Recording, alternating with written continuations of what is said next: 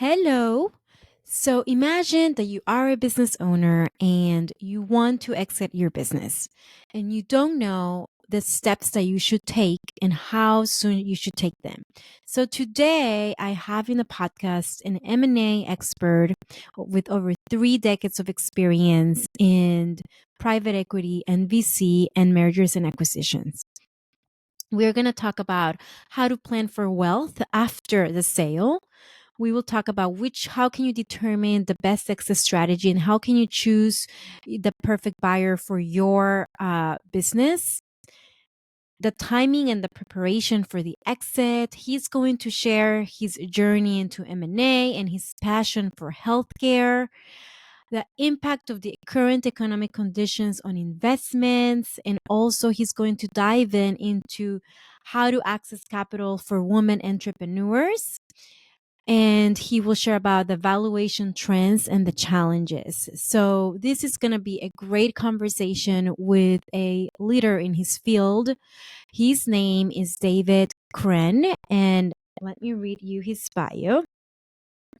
So David Crean is a seasoned leader with over 3 decades of extensive experience in M&A, strategic partnerships, and investments within the innovative ecosystems of life sciences and healthcare.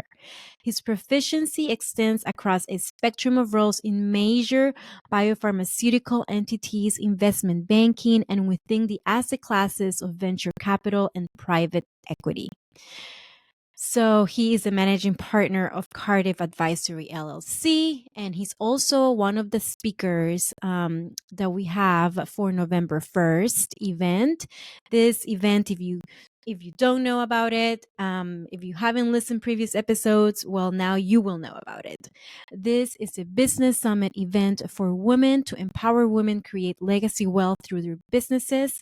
And David will be part of really meaningful conversations with other experts.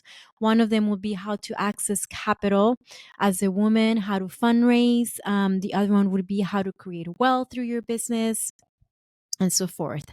So, with that being said, and for anybody, before we dive in, if anybody's new in the platform, thank you for coming. I appreciate you listening to this episode. It's going to be packed with full insights.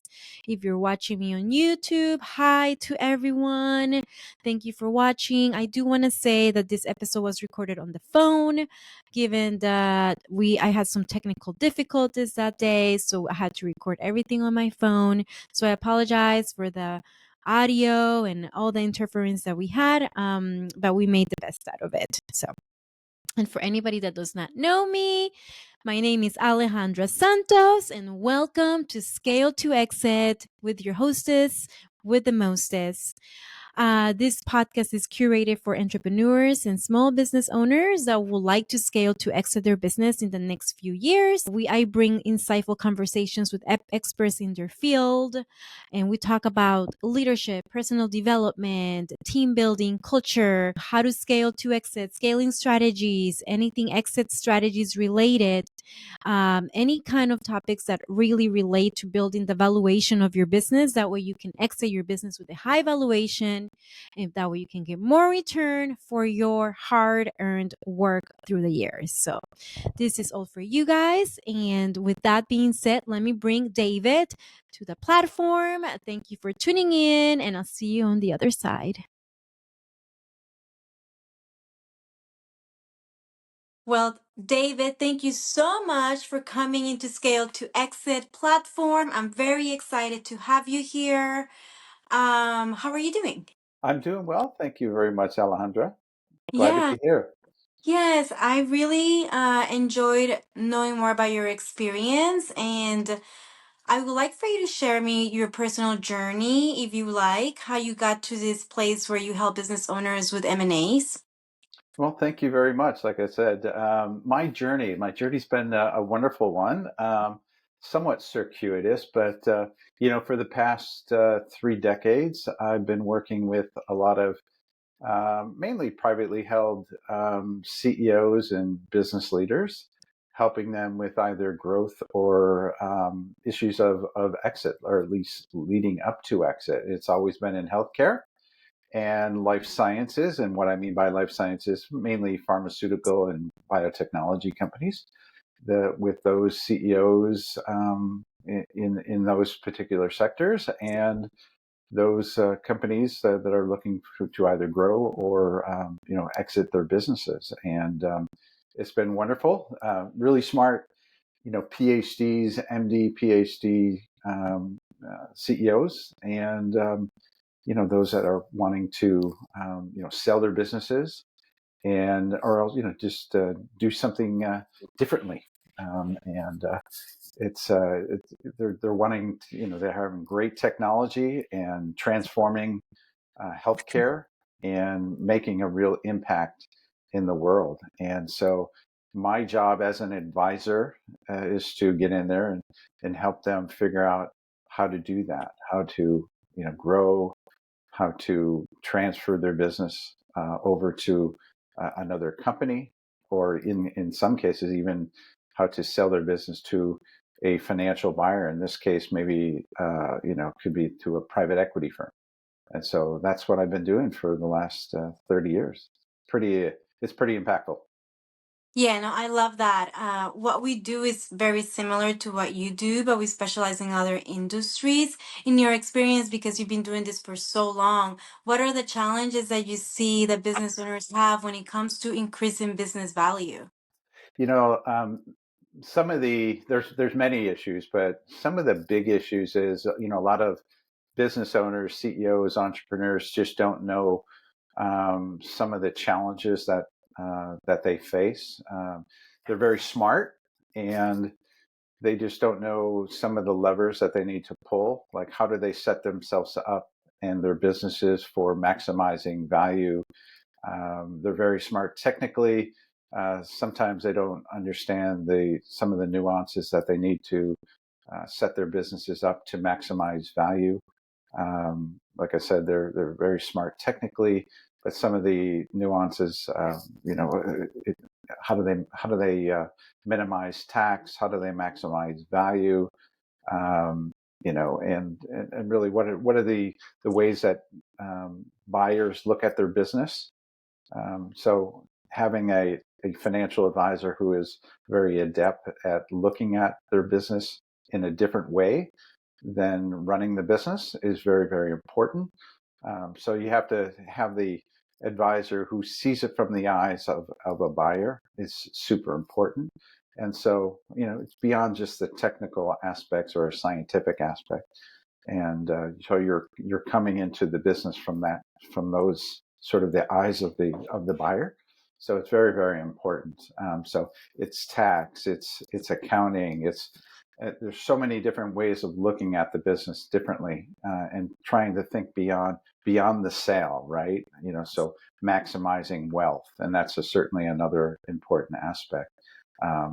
Because once you sell the business on Friday, you have to think about, all right, on Monday, what does it look like, and how is that going to integrate into the business? And so that's the way we like to look at it. So, in your experience, when you look at those kind of things, what has been transferring, like selling your business is one thing, but what you said it was really important, like what happens after you sell your business?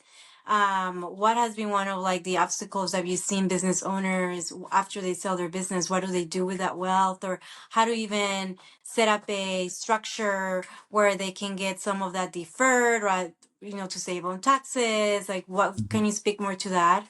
Yeah, a lot of times what I've seen is the business owners don't do a lot of planning ahead of time. And so what I always encourage the CEOs or the entrepreneur to do is to have those discussions with their wealth managers or with their CPAs, to start planning early. And generally that's, a year or two ahead of the planned transaction, to start putting those strategies in place to try and minimize any tax that they're going to run into, and start planning out for this newfound wealth that they're going to run into for the liquidity event, and so that they can maximize the take home wealth that they're going to have, so that they're not going to pay a lot of taxes on that capital gains, for example. So super important to go through that exercise and to do the best planning forwards, and you have to do that well in advance. And so that's super, super important. So you have to have your sort of a group of advisors around you to do that. So I try to like to do that, put that team around you and sort of plan ahead well in advance. Don't do it, if Friday's a transaction, don't put that team in place after, because that's after the fact. You have to put this team well in advance. So when I'm going through a transaction, and that transaction tends to take, it can take 6 to 9 months, but I want to do this well in advance of that period of time. So when you start thinking about, I want to do a transaction, that's the time that you need to start thinking about, like, all right, what do I need to do today to, whether it's structure, do you have to move certain things around to start, putting that, the plans in place today. So, What type of exit strategy have you seen that it takes the more manpower to execute before and after the fact? well, if you can, peel that onion back a little bit more. Let's give me some specific examples, or maybe restate the question a little bit more. Yes. So, what type of exit strategy have you seen that has been more challenging when it comes to transferring your company? Would it be exit strategy to a strategic buyer, or transferring ownership inside to employees or family members? Yeah, maybe more on the, like, an ESOP, or to employees, things like that. That might be a little bit more challenged than to a strategic buyer. Strategic buyer is just, generally just writing a check, and you're not really going with the business. So if I was a small biotech company, for example, and then selling to a large pharmaceutical company, they're just generally just going to write you a big check, and you're just, there might be a little bit of transition period of time, and then, let's say 6 months, you're going to be transitioning the business over to the large buyer, and then, within a short period of time, you're done. You have your check, and you're up and running, as opposed to, maybe if you're just transferring the business over to an ESOP, or to another company, there's still a fair amount of transition, and you're still going to be involved with the business. So that's a little bit more challenging. That one's a little bit more, it's got a little bit more hair on it, right? So Yeah. there's a lot more planning involved, and you're still involved with the business. So there's a lot more thought to it than a very large buyer coming in and being more involved with the business. So a lot more planning. Where do you get the most? So if I want to sell my business, would I like to position my business to be acquired by a strategic, or by what would be the best exit strategy in terms of like how much money I can get? It all depends. To me, it all depends on what do you want, and what is your legacy. So, Alejandra, it all depends. It comes down to, and I like to sit down with the CEO and ask, so Alejandra, what do you want? Mm-hmm. And it really comes down to what do you want to do? It's like, what is your legacy? What do you want to have happen? Is it impact? Is it money? What do you want? Do you want to maximize value? Do you want to see some legacy? It really does come down to what are your goals? Do you want to Mm-hmm. see your legacy live on, and you don't care about the money? What is it? Do you want to have a role in the future business? Do you Mm-hmm. want to move on, with the company that acquires your business? Is it a family business? Whatever. So it all depends, or is it just about receiving a very large check and you don't really care, or do you Mm-hmm. want to, see your employees carry on with the business? So you have to. It's just not about it. how many numbers are to the left of the decimal point, right? So it all depends. Yeah. Yeah, no, you bring some really good points, especially for everybody that's listening here. One of the biggest things that I like to do is make people aware of how long the process it takes, because they think, okay, I'm just gonna put a business for acquire it in 1 year, and you're like, no, Hmm. there is so much planning. Yep, Like you said, you have to. What are your goals, right? And if you want to give it to your family or employees, then that's gonna take more time. that's right. Um, so in your process, ideally, when do you start working with a business owner when they're starting thinking about exiting? I always like to work as earlier the better. So, but probably no earlier than like no later than 6 months. But if I can start working with them even 2 years ahead of schedule, Mm-hmm. because if you can start to at least put some processes and some things in place, but generally like 2 years, so that I can start working with them on putting some things in place, getting them ready, start thinking ahead of schedule, Mm-hmm. whether that's getting documentation in place, start thinking about plans, whether that's tax strategies, whatever. Start putting those things in place so that they can start moving towards, working towards the end goal in mind. The actual process itself is going to take 6 to 9 months to actually go through a transaction. But if Mm-hmm. you can start working towards that, it's really, really important. It's the same thing like when, for example, if you're going to do, for example, an initial public offering or an IPO, that's Mm-hmm. generally a process that we always like to say, hey, it's a 2-year planning process. You just Mm-hmm. don't decide to wake up and say, hey, I want to do an IPO. I want to be a public company.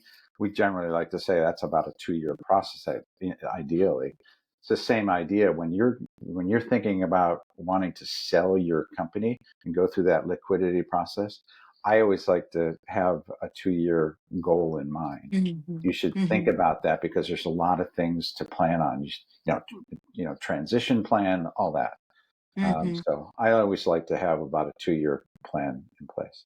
You just don't So decide to wake up and say, "Hey, I'm going to sell today." All right, that's great. There's a lot of transactions in place, so you have to think about succession planning and all that place. I'm sure that you do have those clients that come to you and they say, I just woke up with that idea of trying to sell. Oh, you And then think? it's Hmm. No, that's never happened before. Never. Oh my God. Do you have any stories that you want to share of like, and you don't have to share because I know it's confidentiality, but I mean, any kind of hypotheticals that you want to share regarding of like, if we would have more time, it would have gone a different way. I do work with a lot of privately held companies, and unfortunately, there's a lot of confidentialities. But I do have, you know, stories that I'm going to share on the day on November 1st. Yeah. So there you go. So to our audience, please show up. I will share those stories, and there's no names that I'm going to share, but I can certainly share some of those stories that they wish they would have done it differently, and they wish they would have started earlier, or stories that I will say, hey, instead of doing it this way, they wish they would have done it a little bit differently to either maximize value, or they wish they would have done, maybe perhaps choosing a different buyer, if they would have chose it a little differently, and like either a strategic buyer or maybe a financial buyer. Those are the two different types of buyers. Or maybe they would have chosen an ESOP, or a different type of mechanism. So those are the certainly some of the different stories. Or instead of choosing one buyer based on maybe the highest financial term sheet versus someone who has maybe a better strategic value rather than just Mm-hmm. the highest financial Mm-hmm. offer. Those Mm-hmm. are some of the things to consider. So I can And certainly tell you those stories. No names mentioned, but you're going to hear it on November 1st. So show up.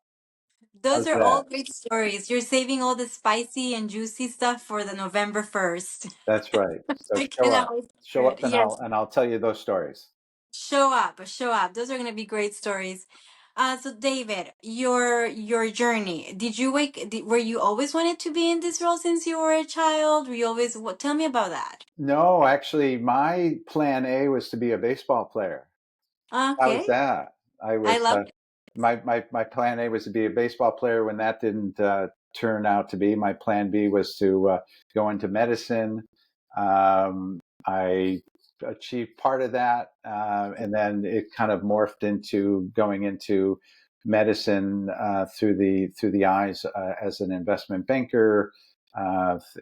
Certainly, I achieved part of that. Now I cover healthcare as an investment banker, as a venture capitalist. So it's certainly achieved it from that standpoint. I've been doing this for quite some time, from venture capital, investment banking. I've been in the healthcare industry for more than 3 decades. I love being around innovation and investing in it, spending time with really smart entrepreneurs who are trying to change the world with innovative technologies. So it's pretty awesome. I just love it. I can feel that you love it. I can feel your passion. Thank you. Thank you. It's really Um, awesome. yes. So in because you've been doing this for so long, how have you seen that the economy has impacted the investments that are being made and the access to capital? Yeah. So for the last, in 2020 and 2021, it was a time when venture capital and investments were at its peak. A lot of money was going into the sector. It was like drunken sailors spending a lot of money going into it. Valuations were really high, and then the world kind of collapsed, and money was stopped going into the sector. It was really difficult to, in entrepreneurs and companies to raise money. The money kind of dried up, although there was a lot of money out there. A lot of dry powder was out there, but it was really difficult to raise money. And now money is starting to slowly trickle back in. And so the macroeconomic conditions are improving, which is good, but it's still not there quite yet. The economy is certainly slowly starting to pick up. We obviously the federal funds rate. We're starting to see that the rates are starting to come down. We're starting to see some improvements, and with the inflationary rates coming down, so that's good. But we're not there quite yet. Now there's still a lot of geopolitical risks, and we still have this thing called, the election, which is still creating some uncertainty. November 5th is still out there, so we're not going to see any real changes, I think, until November 5th. And until then, I still think we're not going to see a lot of changes yet. But I'm hopeful for 2025, and so we'll see. But I think 2025 is going to be a better time for raising capital than it is today. So we'll see. But I'm hopeful. We're going to see some more money coming into the sectors, in particular technology and healthcare and life sciences, and as well as some of the other sectors. So I'm hopeful. I'm very bullish about that. Yeah, me too. I'm very hopeful as well. When it comes, and this is something that we're going to talk on November 1st, but I want you to briefly touch on it to excite people. But when it comes to access to funds for women, how are you seeing that changing, or briefly say what women can do to, you know, absorb some of that capital? Yeah, look, I'll certainly go into it a little bit more and giving you maybe some detailed guidance for women who are trying to seek capital. But at the end of the day, it's about putting the management team together, putting forward putting their best foot forward in terms of detailed steps on their technology, put forwarding very credible, detailed business plans, and their team, their technology, if it has very believable business plans, and their use of their capital. So so I call it management team, their technology, anything to do with their IP, and then use of business plans and their use of the use of the proceeds. Those are the things that are very, from an investor standpoint, they need to believe that team, technology, IP. They have to have very, very credible business plans for investors to write checks. And so we'll go through those very things. It's not just gender based, but agnostic of male, female. You have to have those things. Mhm. And so we'll take those. We'll take you through those very detailed plans. So show up on November 1st. I'll take you through those and give our audience those very, very detailed plans. Yeah, yes, I'm looking forward to that conversation because that is something that a lot of people are wondering. Not, like you said, not only gender, right? That's right. And also valuations too, because you have so much experience on this. This has been a topic for many industries. What should my business be valued? I just Yep. fundraised 6 million at a 24 million valuation, and what should be my next valuation? And I am thinking, oh my God, it's like the Wild West with valuations. Yeah, yeah. What's your input? Valuations were back in the 2020, 2021 timeframe. They were very sky high. And over the last couple of years, they've been recalibrating. Now we're back into the kind of the pre-pandemic stage. So they're more calibrated now. So that's good. That's a good thing. So we're back to, they've been recalibrated, like I said. So it's good. We're at a reset, and it's I can help the team out. That's going to be there on November 1st, and we'll be off and running. I can speak ad nauseum about valuations, regardless of the industry, whether it's healthcare, life science, technology, what have you. We can talk about seed, Series A, Series B, all the way out, and Yeah. what you can expect Mhm. on where your company is at. Yes, no, and that's being such a, I meet with founders all the time, and that's a big question. It's like, what should be my valuation? And I feel, like you said before, it was like the Wild West, even like way more. Now it's still trimming down, coming down to more rational valuations, but I still feel like it's like a very gray area. It's not very black and white, Yeah, especially when you're early. When you have money revenue coming in, it's more like calculated, but when it's early, it's a gray area. yeah, And very much. that's, yeah. And that's, I think, is when founders need more help, as you know, on that part. When it comes, sorry, my dog. That's all right. I know you have your furry friends next to you, so don't worry about it. When it comes to business value, what would be, because I talked about that, what would be one of the biggest drivers of business value for you that you look for?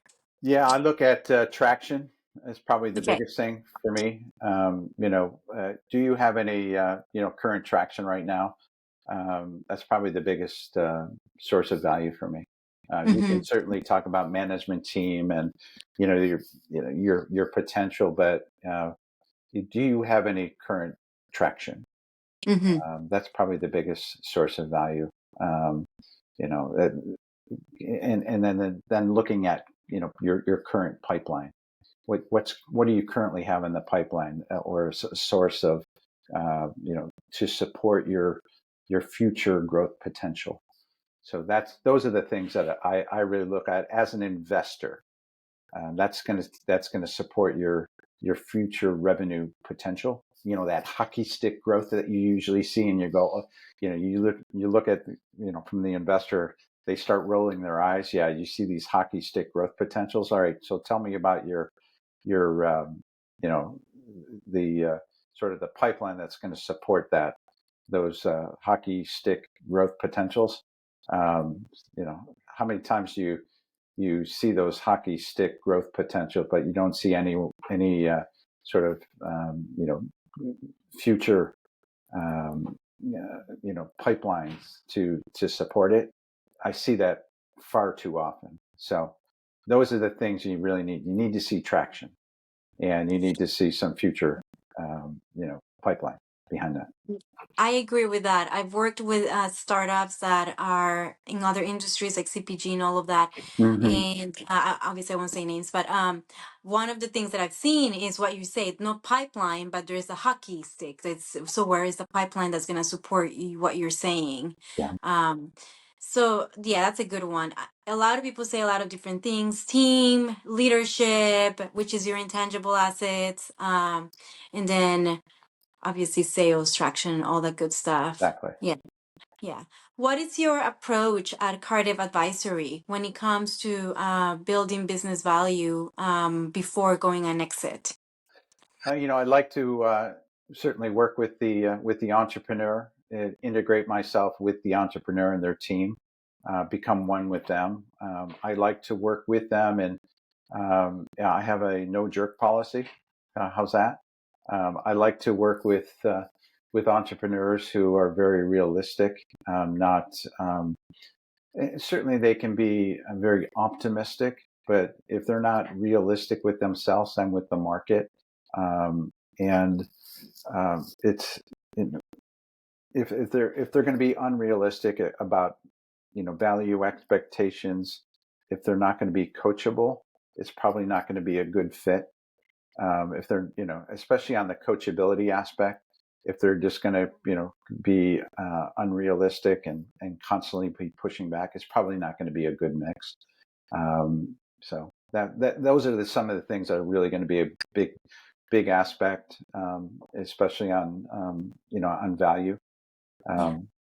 At the end of the day, if I'm going to get a transaction for them and come back to them with a value and they're going to push back or not accept it, it's probably not going to be a good mix, a good chemistry. So Yeah. that to me, it comes down to coachability. So you as an entrepreneur need to be very coachable from an advisor standpoint. No, Yeah. how's that? I agree with you 100%. Coachability is a huge one. How about when you're coachable? Well, how about the ego? Have you ever had any kind of stories with people that are, high egos? Uh, So, oh yes. Hopefully, I never get to that point where I've taken them on as a client, because I try to filter those out before I take those on as a client. But yeah, sometimes they do slip through the crack. yeah, Slip through the crack. yeah, Yes. yeah, yeah. So you walked away from the situations Yeah. basically Yeah. because they're not. I Yeah, just don't yeah, take them on as a client. yeah. It's just not a good use of my time. And you have to remember, as an advisor, if I say yes to you, let's just say Alejandra, which I can't imagine this is the case, that if I said yes to you and you're a high, a client, which could be not a very good client for me, but if I say yes to you and my time is important and it's very limited, if I say yes to you, I'm saying no to another client, and that Mm-hmm. other client might be more transactable. They might be a better client for me, Yeah, whereas you might not be a very good client for me, and you might be less transactable, and so that's not a very good use of my time. And yeah, I so agree. Mm-hmm. anyway, so that I have to go through a very rigorous process of saying no to you, and so I have to do a better job of saying no to many clients. So.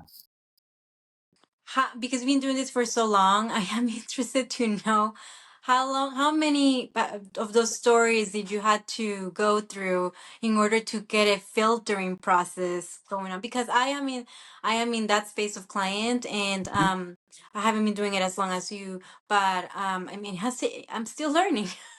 And so am I. And so am I. That algorithm is still being perfected, and it's never perfected, because there's always going to be clients who slip through those cracks. So Yeah.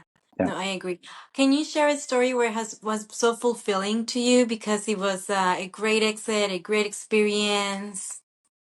Yeah, I had one client who, look, I took a client through a process, and it was transformative for them, and it was not a very, um, large transaction, but it was transformative for them. It changed their life, and they were in their late 70s, and it was transformative for them. They were with their business for 30 years, and they were able to give that money away to their grandchildren. That is transformative, and you feel good about it. It wasn't a very big transaction. They maybe netted at about $5 million post Okay. post Yeah. post tax, but they Mm-hmm. were able to give all that money away to their grandchildren. That's Yeah. pretty amazing. That's And very. yeah, Mm-hmm. unfortunately, that person ended up dying just a couple of years after they got out of the business, because they went from 80 to $100 a week to essentially nothing going into retirement, and then they ended up dying. But I recall, they went into retirement, but then they were able to give all that money away to their grandchildren. Um, but it was very gratifying. Mm-hmm. I remember at the dinner, and they were saying this was wonderful, and they put their children through college, or their grandchildren through college, and they said, "Wow, this was really just amazing." Yeah. No, Those that are the sounds stories like. we remember, right? Yeah, those are the stories that you're getting in this business for those stories to Yeah, make an impact absolutely. with those families. It doesn't have to be big amounts of money, like you said. Right, Yeah, yeah. exactly. Um, so I've read the statistics, right? And it says about 25% of business owners ever get a voluntary exit, ever. So what do we do with the remaining? You just you try to do the best you can, right? There's also the other statistics that of the transactions, that 80% of them fail, right? Yeah. On that, so they exit, and only 20% of them really have a successful transition, right? Mhm. 80% of them really fail to sort of have a successful um, transition. They Yeah. never. So what we're saying is 80% of them really never achieve the successful um, sort of that transition, right? So that we have to do a better job of what does that look like, right? And Mhm. how do you achieve a better transaction? So Mhm. um, we have to, overall as advisors and in working with, with the CEOs, how do you achieve a better transaction? So do you think a lot of that is because internally or external factors Both. that contribute? Both. I think it's Mm-hmm. both. I think it's both. Looking at synergies between buyer and seller. How do you Mm-hmm. achieve better synergies between the businesses? So, Mm-hmm. where can you find synergies? Where can you look at some challenges within the business? Mm-hmm. Everyone thinks like, oh, it's going to be all wine and roses, but we have to be, I think, a little bit more realistic on where we see the headwinds. Where do you see some synergies? Yeah, no, I agree with you. Like picking the buyer is so important. It's as important as making your business scalable for an exit. Like it's one of the biggest parts of the transaction, knowing who you go with. Yeah, yeah. What are some contributing factors that you would say to make a good decision about a buyer? Yeah, you have to look at whether you want a financial buyer or whether you want a strategic buyer, and there's sort of pros and cons with each one. So you have Mm-hmm. to go through that assessment with your advisor, uh, determine which one you want to go with. So if it's, for example, a strategic buyer, where do you find some synergies with a strategic buyer? Maybe there's a product fit with your Mm-hmm. products, and how that's going to ultimately benefit the strategic buyer. Maybe there's Mm-hmm. some strategic angle on the revenue side, or maybe there's some redundancies on the OpEx line, where you can have some synergies on the operating expenses, what have you. So Mm-hmm. ultimately, that's going to be beneficial to your operating margins. So you have to go through that, Mm-hmm. or perhaps there's on the some benefit to a financial buyer. So you have to go through that and determine what's going to be the benefit going with either a financial buyer who might be paying less than a strategic buyer. Strategic buyers tend to pay more, Mm-hmm. a greater multiple for to the seller. So you have to go through that with your with your advisor and determine, do I want to go with a financial buyer versus a strategic buyer. So.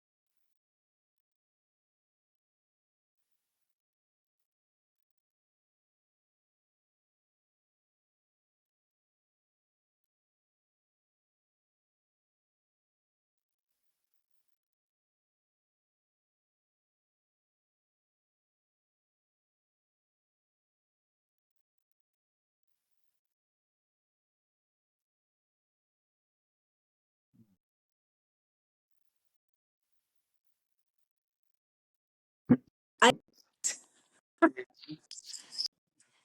Whether it's a financial buyer or a strategic buyer, your advisor should be working with you on going through that assessment and the whether you want to go with a financial buyer or a strategic buyer. There's benefits and upsides and downsides with going with either or, and determining whether if you want to go with one or the other. One's going to pay more, one's going to pay less. There's synergies with staying, with going, for example, with a strategic buyer, because you can look at some synergies with the financial buyer. They're going to pay more as well, allowing them to pay more money because of they can look at synergies, whether it's on the revenue side or on the expense line as well, versus a financial buyer. So in particular, like a private equity buyer is considered a financial buyer. They can't take a look at synergies as much as a strategic buyer. So you should go through that and determine what's best for the business if you want to go with one buyer over the other. So it's an important discussion to have with your with your investment banker, with your financial advisor. No, I agree with you as well. I hear by experiences of other people that um, giving your business to transitioning your business to your family member can be a little bit more complicated, just because Mm, sometimes the dynamics internally of family members can be challenging. yeah. Have you had a lot of those transitions to family members? No, I haven't. Because in the healthcare, life sciences business, there's not a lot of, uh, in my experience, there hasn't been a lot of that. I think I only had one um, experience of going to a family member, and it wasn't a very pleasant experience. How's that? It's generally not a family-owned type of business that occurs. So I can't really, and N of one is not a data point, right? So it was only one, and I can't really speak about just an experience of N of one. but it's generally not an industry where there's a lot of just family owned. It tends to be more larger companies coming in rather than just a family owned type of business. Yeah, no, I can see that. I can see it being more like an industry. Yeah, Yeah, I don't see a lot of families. it's not a mom and pop Mm. business. Mom and pop, yeah, Yeah, yeah, yeah, yeah, no. yeah. Typically, do you work with transaction small to medium size, right? So I would say 10 to 30, 40 million, maybe. Yeah, I tend to focus on sort of the mid market, low to mid market. So I tend to focus on 500 million and lower. But the industry itself is certainly quite large. Tends to be 100 million or more. But I'll work with companies that are 100 million. Um, Tends to be on the low side, but it's a very it's a very very attractive industry.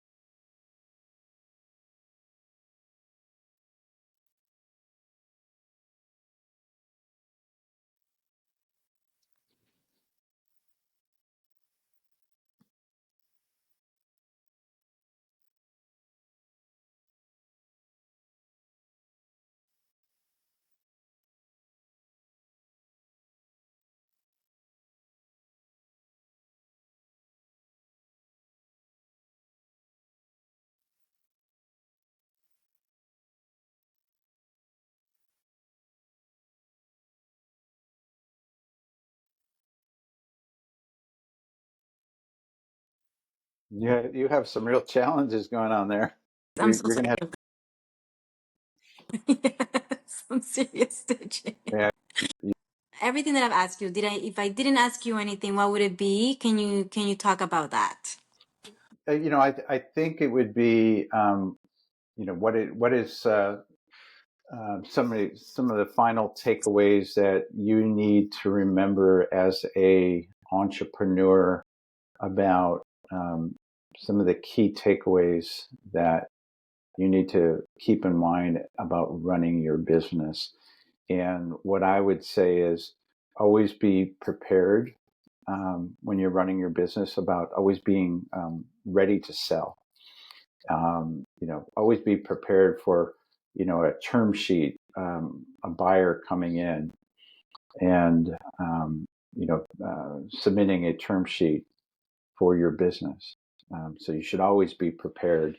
And what is your kind of your number that you have in mind for selling your business? So always be prepared to sell your business. So what is that going to take? You should always be sort of prepared to do that. Those So are some is of the key takeaways. so going to that question. So whoever is, let's just say year one, and maybe they're gonna sell their business in the next 4 years. What is something that they have to do right now to start preparing and thinking that way ahead? Yeah, you should always have your documentation or series of documents always sort of prepared. Whether it's succession planning, tax planning, always in place.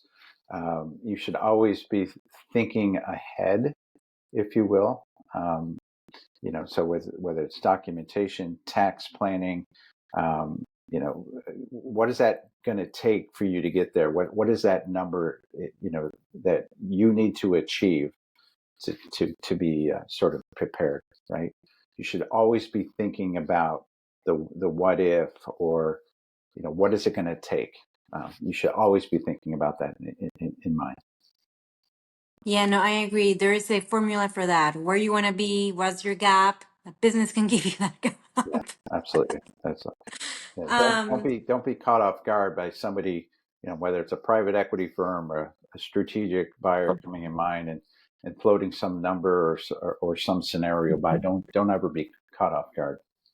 yeah, yes, no, I agree. So, in terms of financials, because we're talking about documentation and all of that good stuff, one of the things that I run into is that business owners don't really even have a good set of financials sometimes. Hmm. So, coming from you, why is that so important to Oh, have? it's super important. You should always have your financials audited.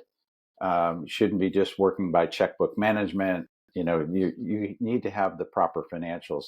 Many times, business owners don't have a good set of financials. They're not audited. Um, you know, Buyers won't be, will not even engage. In particular, like private equity, they won't even engage in serious discussions unless have a good set of financials that are audited. It's really unacceptable if you don't have a good set of financials. So you must have a good set of financials. It's really unacceptable uh, if you don't even know your financials. So it's really unacceptable. It's not even good business practice. It's not even good business practice. I agree. A lot of the time is just, they do their taxes and that's what they have and that's what they go by. Hmm. But nobody's going to buy your business if it's an extension from you or if you see, okay, where's your financials? Here's my tax return. Yeah, Just no, like, look, they're going to ask you for the last 3 years of your business, and then what is the business looking like for the next 3 years going forward. They're going to want to what the current year looks like, and then what is the sort of the pro forma look like for the next 3 years. But they're going to ask you for that, and they're going to ask for what is it from an audited standpoint. And if you don't have that, they're not likely to even take a look at the business. They're not going to take you seriously. So get your business in order. Understand what it looks like from an audited standpoint. They're going to ask you for your taxes, and if you don't have that, they're not going to take you serious. and then if you don't have that, you lose money. Basically, you left money on the table, basically, at the point, because they will move on. Whoever's interested in your company right now will move on and buy something else, and you have a lost opportunity. Yep. That's basically what it is. What other challenges do you want to share for people to start doing right now? Don't wait year 4, year 5. Do right now, year 1. Yeah. Look, if you're not serious about selling your business, and you're not, taking your business seriously, and looking at all aspects of your business, you're not really being prepared. So you have to look at your business in a holistic, comprehensive manner. And so anything that you can do to start preparing, whether it's documentation, tax, sales, marketing, all those aspects of your business, you have to be doing it. Don't wait at the last second when somebody, like whether it's a strategic buyer or a financial buyer, comes to you with an offer in hand. You have to be proactive in your approach. So start taking a look at it now and doing it. No, I agree. And also, how are you gonna make decisions if you don't know what your margins are? What's Now, look, if you're the CEO of a company, don't come to me and say, "Oh, let me ask my CFO what my financials are." You as a CEO need to know your financials inside and out. Don't Yeah, if I ask you, the CEO, what your financials are, and you say, talk to my CFO, that's the wrong answer.